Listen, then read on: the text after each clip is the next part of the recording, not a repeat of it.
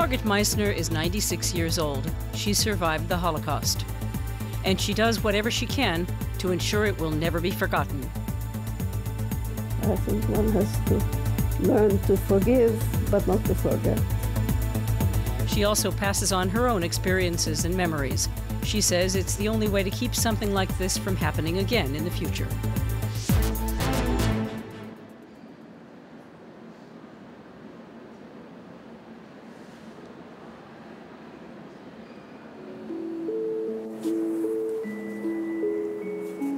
Margit Meissner spends much of her time at the Holocaust Memorial Museum in Washington, D.C. She and about 80 other survivors of the Holocaust work here on a volunteer basis. She guides visitors through the museum, tells the story of her life, and helps other survivors search for information about family members in the museum's archive. This is my favorite exhibit of this museum, and it came to be really quite accidentally, because this is the Tower of Faces are 3,000 people in a small town on the border between Poland and Lithuania, where the Germans came one night and took the Jewish men out and shot them, and the next day they came and took the women and the children and put them in synagogues and torched them. And this entire community was killed only because of their religion. This girl survived the night the rest of the village was wiped out. She became a historian and now works in the United States. For 11 years, she collected photographs from her village, Eišiškės. She hopes to preserve the memory of all 3,500 inhabitants through this exhibition. Because she said that the visitors to the museum, they only see dead Jews. They don't know what the Jews looked like who were murdered. And here you see the faces of the people who were murdered. And she really did, I think, a fantastic favor to all of us and these young people here who are looking at these faces, that you could have some of these pictures in your grandparents' photo album. They would not be so different from anything. So many young people in school classes come to see the museum. To meet a Holocaust survivor and listen to her story is often the most interesting part of their visit. This is my favorite museum ever, so. Well, you will have lots of time to see all kinds of other museums when you go traveling. So I'm glad that you came. Nice talking to you, ma'am. Yeah, nice talking to you. Margit Meissner was born in Innsbruck, Austria, and raised in Prague. In 1934, the growing anti-Semitism in her city became more and more noticeable. So Margit's mother sent her to Paris and joined her a year later. But the influence of the Nazis was soon felt in France as well. One day, her mother received a letter. So my mother was told one day she would be deported. And I took her to the police, and she sort of got notification 3 days from now, you present yourself at the police station and take with you what you can carry on your back, and 3 days worth of food and 2 blankets. But did you know where she was going? No, so I went to the police station with her and asked them, where are you taking her? Says, none of your business, go home. And why are you taking her? None of your business, go home. So here I was by myself, my mother was gone, and we had no money. But Margit's mother was deported to Gurs internment camp in southern France. Margit was 18 years old, alone, and had to find a way out of Europe. She fled Paris on a bicycle. At the same time, her mother succeeded in escaping the internment camp. By some miracle, the mother and daughter found each other just 12 kilometers from Gurs. She came from far away and she waved at me, and I didn't wave back because I didn't know who could wave. And she came closer and she waved more, and I still didn't wave. And when she came closer, I finally recognized her. That was my mom, because she was very thin and very dark because she had spent most of her time outdoors. And I didn't come to embrace her. And that is something that she never forgot. She said, I finally found my child, and she didn't even come forward to embrace me. Why didn't you? Because I didn't recognize her. I was just shocked that she came. Together, they made their way to Spain, where they found a way to travel to America. But it was not to be. They were picked up by the Spanish police and thrown in jail. So after all this, we were going to be handed to the Germans in Spain. But you see, I'm here.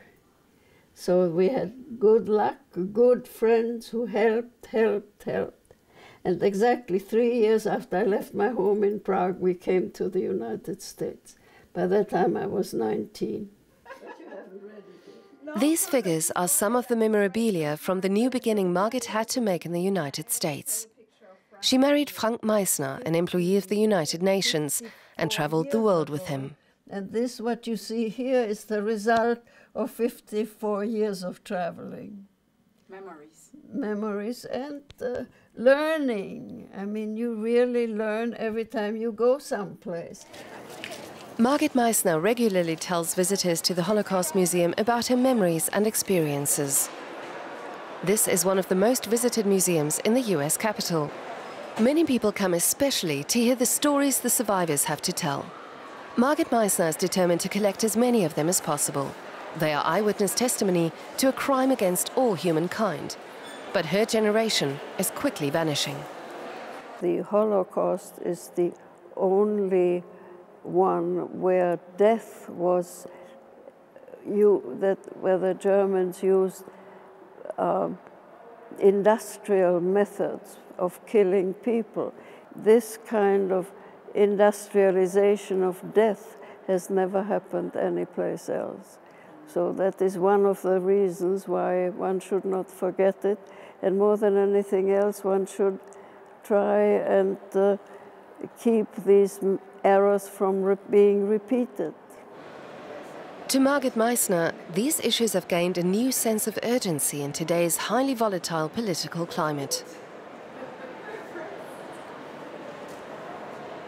There's a great deal of nationalism all of a sudden, and I feel very insecure in the present political situation. Certainly some of the moves of the American government right now is very similar to what happened in Germany in the 1920s and the 1930s. So it's an uncomfortable situation to be in. And I am trying not to be a bystander, because what happened in Germany was the Germans knew what was happening and they didn't do anything about it. They just stood there. After all, Hitler came to power in 1933, and the killing didn't start until 1941. So there were 8 years where the world could have done something about it, and nobody did anything. Margit is determined to remain active as long as she can. She's put her story into a book so people the world over and future generations can read it. She's also taking part in a project by German photographer Luigi Toscano. May I touch your face? Of course. Just stay like that, please. Toscano has photographed around 200 Holocaust survivors all over the world. The exhibition is shown in public venues and will be coming to Washington D.C. soon. That's it. Thank you. Okay. There's just no glossing over the growing anti-Semitism. And we've got something to counter it with. We have to make sure nothing like that ever happens again. I was affected by a remark from one of the survivors who told me, "Luigi, those who forget the past are condemned to repeat it." Now, it's not my intention to shake my fist and point at this genocide, but to show that there are still people here who have lots to tell us. It's as simple as that. Today, Margit Meissner's family live in Australia, Canada and Spain. Her relatives in Prague were also forced to flee. Margit uses her smartphone to stay in touch with her grandchildren and great-grandchildren. And she goes for a workout 4 times a week.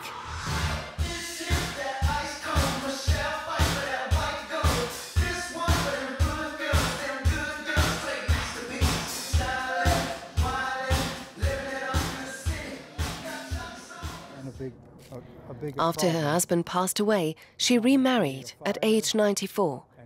Her new love entered her life quite unexpectedly. Today she lives with her husband, John Garms, in Washington. At every opportunity, Margit has a message for future generations.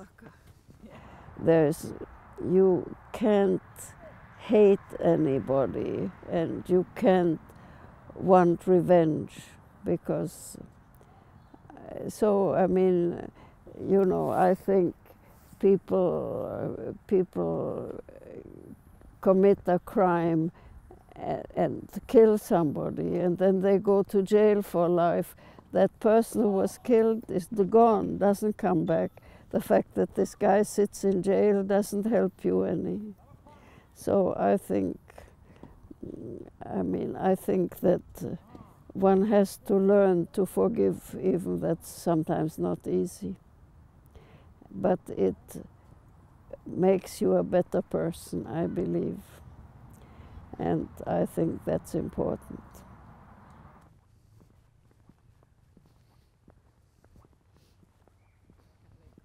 So we're